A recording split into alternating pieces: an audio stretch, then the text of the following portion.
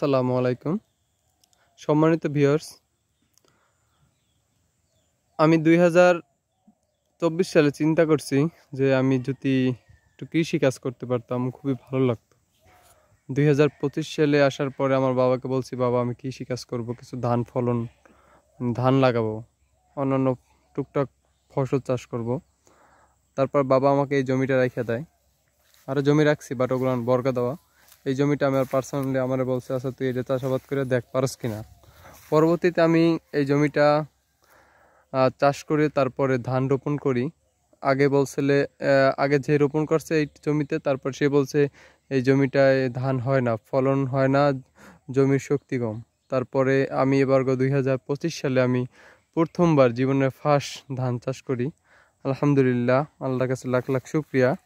আল্লাহ তাআলা আমাকে অনেক ভালো একটা ফলন দিয়েছে। আমি 32% জমিতে চাষ করেছি ধানটা। এটা হলো আমাকে গ্রাম অঞ্চলে বলে জাফর ধান।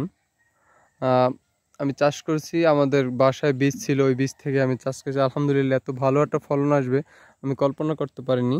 ধান প্রায় পাকার ধারাধারি হয়তো বা 2-4 দিনে এই কাটা পড়বে।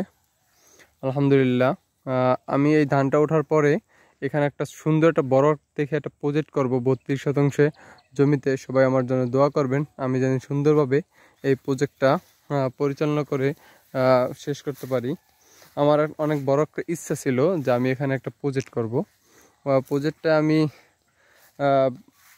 অর্ধেক পরিমাণ 16%তে আমি হাইব্রিড উস্তা দেব। তারপরে তারপরে 16%, 8% আমি দেব ঢেঁড়স। তারপরে আর যে 8% থাকবে এটা থেকে অন্যান্য নিজেদের চাহিদা মেটানোর জন্য টমেটো এবং বিভিন্ন সবজি চাষ করব।